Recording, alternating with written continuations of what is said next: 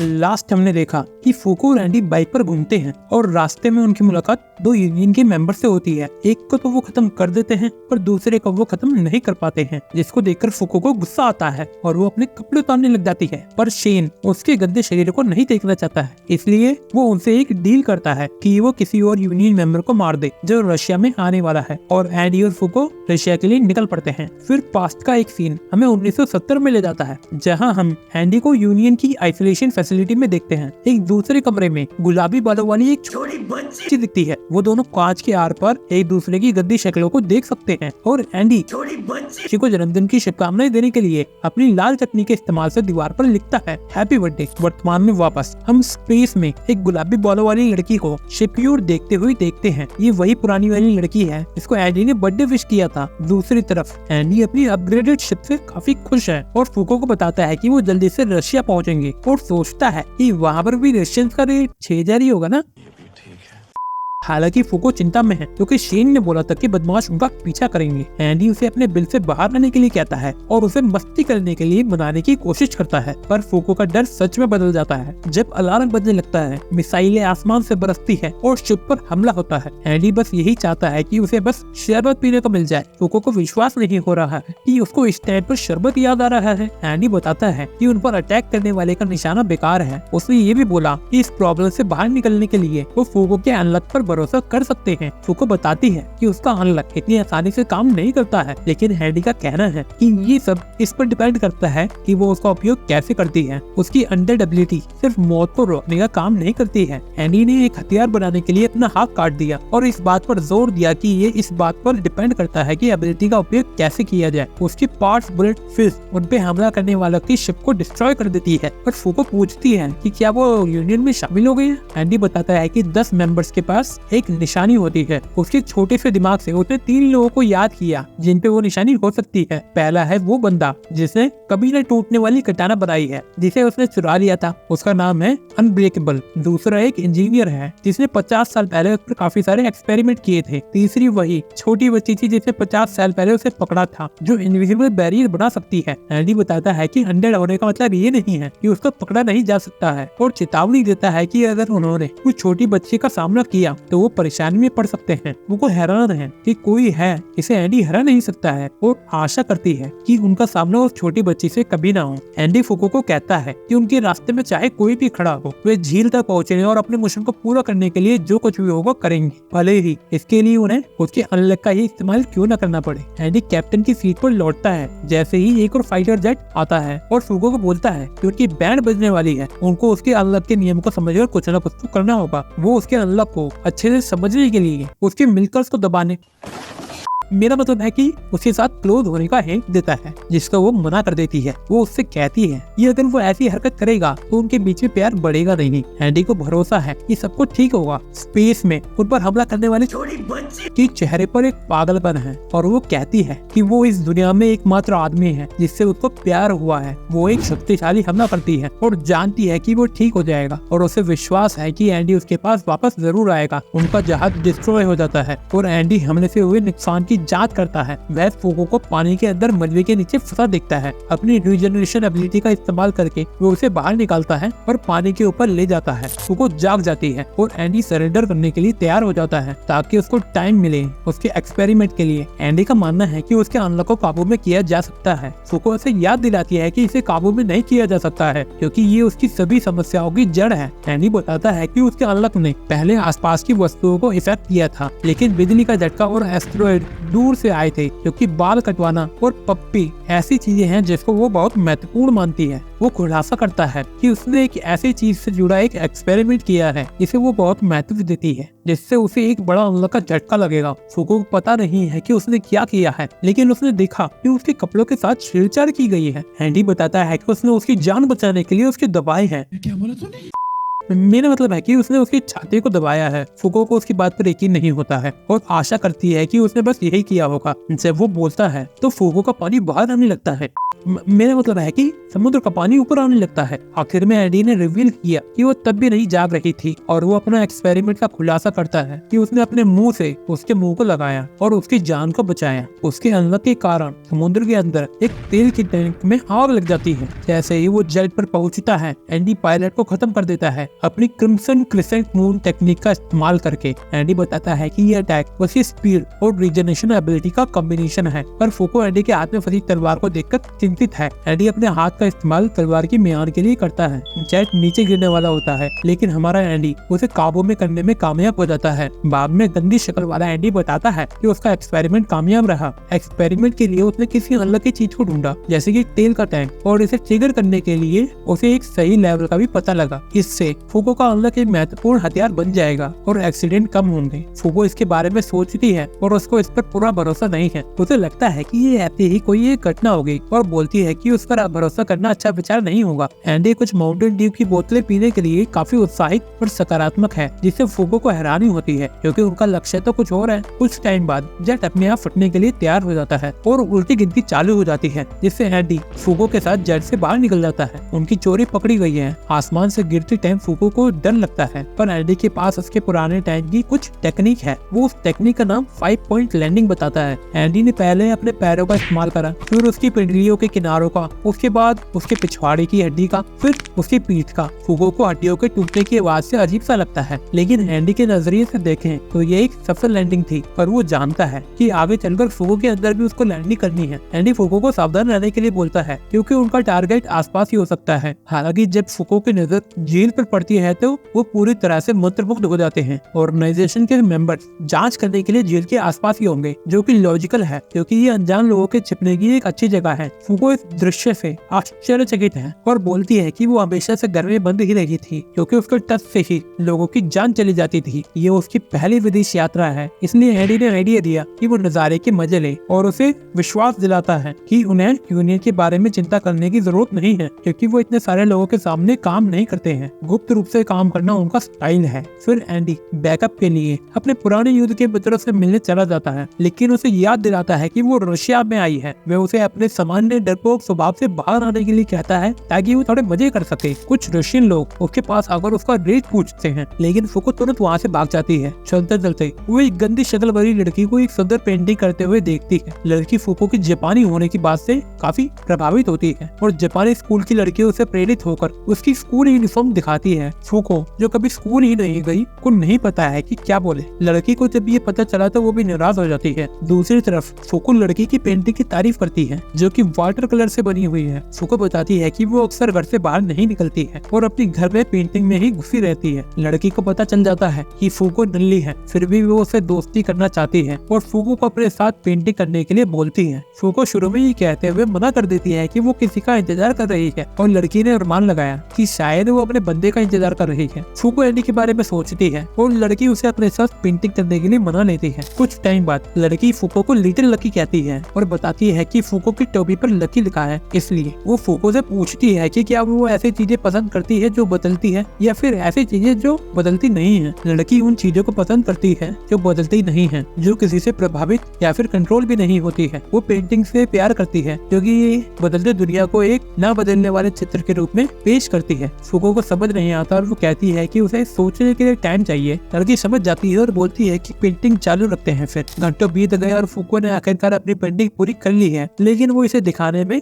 बहुत शर्मा रही है। वो उम्मीद करती है कि लड़की हंसे ना क्योंकि उसने पेंटिंग में कुछ चीजें जोड़ी है, लेकिन लड़की उसे आश्वस्त करती है कि कला पूरी तरह से आजादी के साथ होती है। फूको उसे पेंटिंग दिखाती है और लड़की उसे देखकर निशब्द हो जाती है। वो पेंटिंग में चंद्रमा के चारों ओर चमकने वाली चीजों के बारे में पूछती है। फूको बताती है कि चंदा मामा और सूरज के अलावा स्पेस में कुछ भी नहीं है और उसे लगता है कि चंदा मामा वहाँ अकेले हैं, इसलिए उसने उसके लिए कुछ दोस्तों को बनाया है। लड़की फूको की बात से प्रभावित है और इस बात से सहमत है कि रात का आकाश कितना अकेला हो जाता है। फूको ने फिर उसके पहले वाले सवाल का जवाब दिया और बोला कि लंबे समय तक वे बदल नहीं सकी और जीवन इतना कठिनाइयों से भरा था कि वो मरना चाहती थी। हालांकि 4 दिन पहले उसकी मुलाकात एक टर्की आदमी से हुई और तब से सारी चीजें केओटिक हो गई हैं, जिसमें बम का फटना और रूस में आना शामिल है। उस आदमी के बारे में उसे एक बात अच्छी लगी कि उसने कभी भी उसके 10 साल तक घर में बंद रहने के बारे में कभी नहीं सोचा। सारी उथल पुथल के बीच उसने किसी तरह से उसे बदलने में मदद की, जिसके कारण वो उसके साथ अब पेंटिंग कर पा रही है। अपने नए दोस्त के साथ पेंटिंग करके फूको ने बहुत अच्छा टाइम बिताया और बोलती है कि अगर कोई अच्छा लाइफ में हो जो उसे इन्फ्लुएंस करे उसके बदलाव में तो कितना अच्छा होता है। तब भी लड़की के हाव भाव बदल जाते हैं। लड़की फूको के खूबसूरत शब्दों से प्रभावित है लेकिन बोलती है कि वो कितनी भोली है। फूको को कुछ समझ नहीं आता और लड़की पानी में चली जाती है और सोच रही है कि क्या वो बड़ी हो गई है क्या।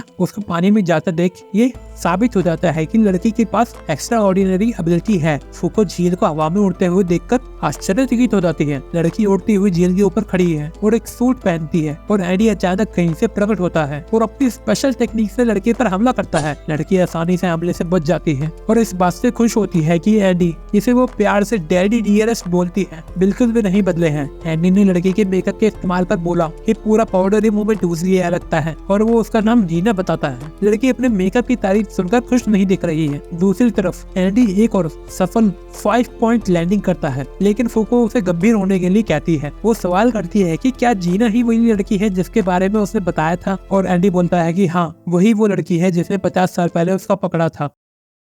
मेरा मतलब उसे पकड़ा था। जीना ने अपनी टोपी मंगवाई और अपने हेडक्वार्टर में इन्फॉर्म करा कि स्कैन पूरा होने तक वे अपने दोस्तों के साथ टाइम बिताएगी। वह सीढ़ियां बनाने के लिए अपनी एबिलिटी का इस्तेमाल करती है और बोलती है कि बॉस ने उसे बताया है और वो जानती है कि ऑर्गेनाइजेशन में शामिल होने के लिए वो उसको मारना चाहते हैं। फिर भी वह अपने दोस्तों डैडी डियरेस्ट और लिटिल लकी से कहती है कि यह इतना आसान नहीं होगा। कहीं और शेन उस आनंद के बारे में सोचता है जो उसे अनडेड से फाइट करने के बाद मिला है। उसकी चेली और स्टूडेंट जो भी है वो उसे अच्छे से ध्यान करने के लिए बोलती है और वो उसे बताती है कि जीना अनडेड से फाइट करने वाली है। शेन उन दोनों के बारे में काफी कुछ जान गया है और उसे विश्वास है कि वह अपने सामने आने वाले किसी भी चुनौती को समाप्त कर देगी। झील पर वापस फूको एंडी पर चढ़ती है और जीना अपने प्यारे डैडी की ओर दौड़ती है क्योंकि काफी टाइम हो गया है जब उन्होंने एक दूसरे को आखिरी बार देखा था। एंडी अपने हाथ से अपनी तलवार निकालता है और जीना पर अपने खून से हमला करता है। उसका हमला उसे काटने में सफल नहीं हुआ और जीना हैरान है कि 40 साल के बाद उनकी पहली मुलाकात पर वो उसको काटना चाहता है।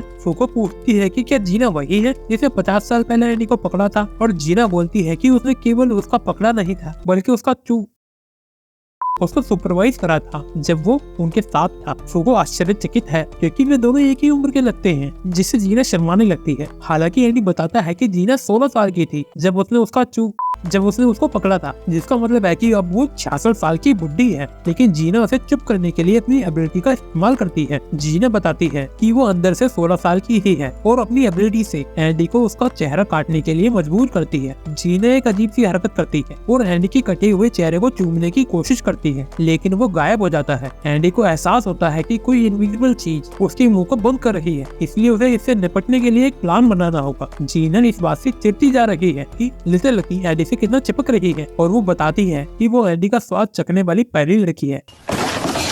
मेरा मतलब है कि एंडी से प्यार करने वाली पहली लड़की है। फिर उसकी गीली हो जाती है आंखें और वो बताती है कि वो एंडी से कैसे मिले थे। वो शिकारी थी और एंडी उसका शिकार। जब उसने उसको पकड़ा तो टीम में कोई खाली जगह नहीं थी, इसलिए उसको एक कोठरी में बंद कर दिया गया। उसने एंडी से उसे पकड़ने के लिए माफी मांगी पर एंडी गुस्सा नहीं है क्योंकि उसने उसकी अच्छी से बैंड बजाई थी और उसे सही ढंग से पकड़ा। एंडी बताता है कि जेल की कोठरी में अपने आप को खत्म करने के काफी तरीके हैं, इससे उसकी अनडेड एबिलिटी को चेक करने में काफी मदद होगी। उसने उसे वादा किया कि एक बार भागने में सफल हो जाएगा तब वो उसकी अच्छे से पिटाई करेगा। जीना उसको बहुत सम्मान करती है लेकिन 10 साल बाद वे उसे एक शब्द बोले बिना ही भाग गया। हालांकि 40 सालों तक वो गायब रहा और उसके बारे में पता तब लगा जब वो फूको से मिला। जीना अपनी बकलोली जारी रखती है और एंडी उस पर कुछ ग्रेनेड सेकता है। उसे कुछ नहीं होता और वो गुस्सा है क्योंकि शेन अनडेड से पहले मिला जबकि वो मिलना चाहती थी पहले। जीना पूरी तरह से सुरक्षित है और बताती है कि वो अनडेड का सामना करने वाली पहली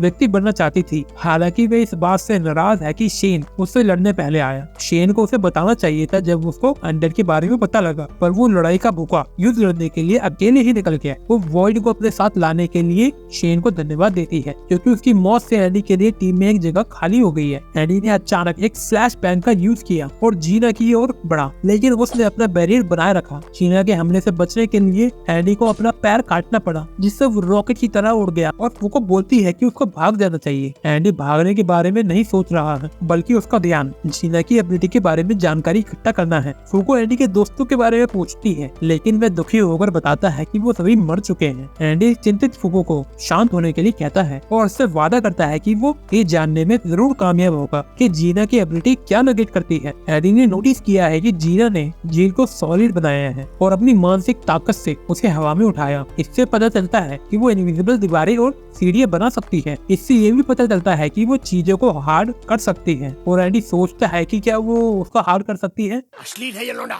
लेकिन इस जानकारी से उसे कुछ पता नहीं चलता। एंडी अपनी फिंगर बुलेट तकनीक का इस्तेमाल करता है और उसकी उंगलियां जीना तक नहीं पहुंची और जीना उसे आधे में काटने के लिए अपनी स्पिनिंग हैट का इस्तेमाल करती है। लेकिन एंडी टोपी में कुछ नोटिस करता है। जीना बोलती है कि अगर एंडी फूको के बारे में इतना चिंतित नहीं होता तो आसानी से उसके हमले से बच जाता और उसका मानना है कि अगर फूको पहले ही मर गई होती तो उनकी लड़ाई मजेदार होती। उसने ये भी खुलासा किया कि उन पर जो पहले स्पेस से हमला हुआ था उसके पीछे भी वही थी। एंडी जब हिल नहीं पा रहा है, वो भाग भी नहीं सकता है। उसे एहसास होता है कि वो जीना से दूर नहीं जा पाएगा। जीना चाहती है कि एंडी फूको की मदद करना छोड़ दे। हालांकि एंडी उसके बीच में बोलता है कि चाहे भागे हो या नहीं, फूको उसकी है। फूको लाल टमाटर की तरह लाल हो जाती है और एंडी बोलता है कि वो उसे तब तक नहीं मरने देगा जब तक वह उसके साथ कर नहीं लेता है। जीना एंडी से भी ज्यादा पागलपन दिखाती है और उसके सिर को अपने कब्जे में करने के लिए बोलती है, जैसे उसने 50 साल पहले किया था, और फिर वो उसे हमेशा के लिए अपना बना लेगी। एंडी एक चाल चलने की तैयारी करता है और चिंतित फूको को बताता है कि उसको पता लग गया है कि जीना क्या नेगेट करती है। उसने अपने मुंह में एक ग्रेनेड ठूसा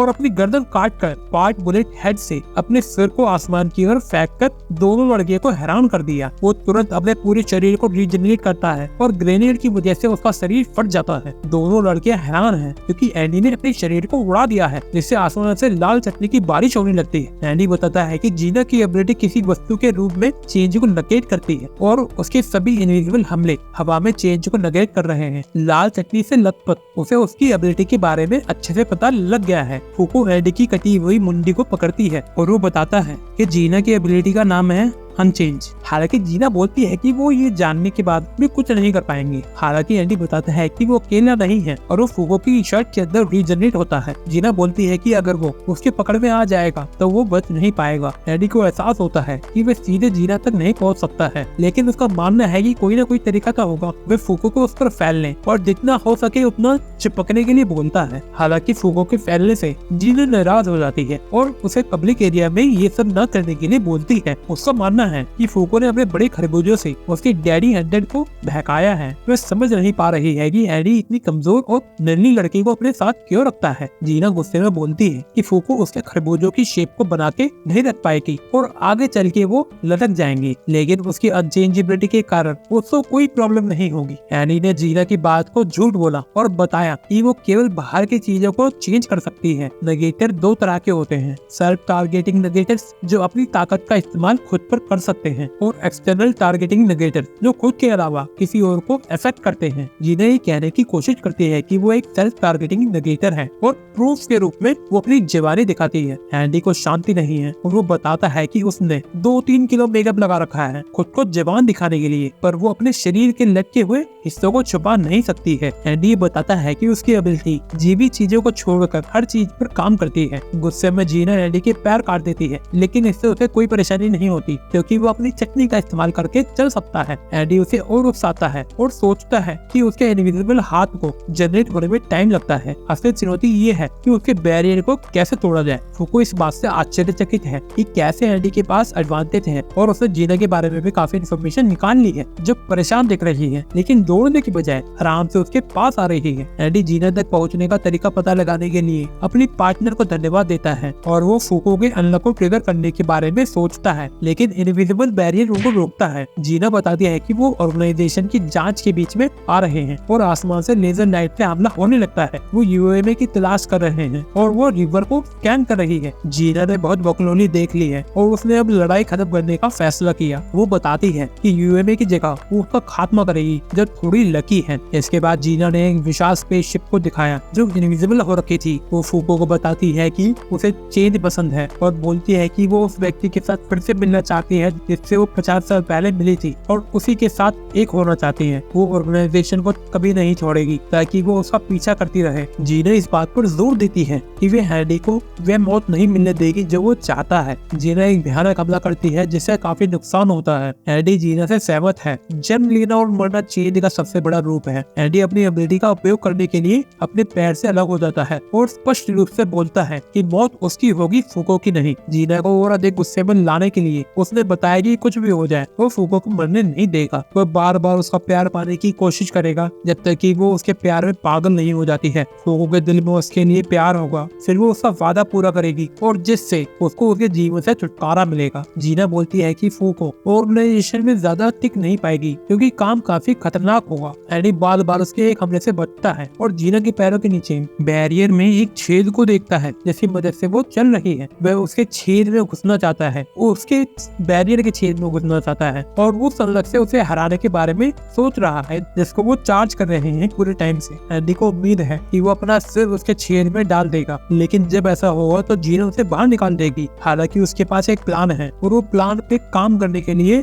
आगे बढ़ता है। हैडी ने जीना की ओर अपनी तलवार फेंककर योजना की शुरुआत की। फिर वो अपने हाथों को काटने के लिए तलवार के मोमेंटम का इस्तेमाल करता है और जीना को अपनी लाल चटनी से डिबो देता है। हालांकि छेद छोटा है और उसे हैडी की तलवार की मदद से उठाना होगा। वो दूरी बनाती है और हैडी के सिर को जीना के छेद में फेंक देती है। हैडी को पता है कि बैरियर के बाहर के अनलक का जीना के ऊपर कोई फर्क नहीं पड़ेगा, भले ही उसके ऊपर एस्टेरॉइड ही क्यों न गिर जाए, लेकिन बैरियर के अंदर का अनलक उसे मार डालेगा क्योंकि जीना के बैरियर में हवा है, इसलिए लाइट उसके अंदर आ सकती है। ठीक उसी तरह जब हैडी ने फ्लैश बैंग का इस्तेमाल किया था, इसका मतलब ये है कि अनलक लाइट के हमले वाला होगा। साथ ही वे लंबे समय से फुगो से संपर्क में था तो ये बहुत बड़ा होगा। इसके बाद हम देखते हैं कि विशाल स्पेसशिप का हथियार चालू हो गया है और उसे एक भयानक और खतरनाक लाइट निकलती है। शक्तिशाली लाइट से काफी ज्यादा विनाश होता है जिसकी वजह से हवा में तैरने वाला पानी नीचे आ जाता है। फुगो उन्हें ढूंढने के लिए दौड़ती है। जैसे ही उसे पता चलता है कि जीना की ताकत खत्म हो चुकी है, जीना काफी ज्यादा घायल है और हैडी उसकी लेने के बारे में सोचता है।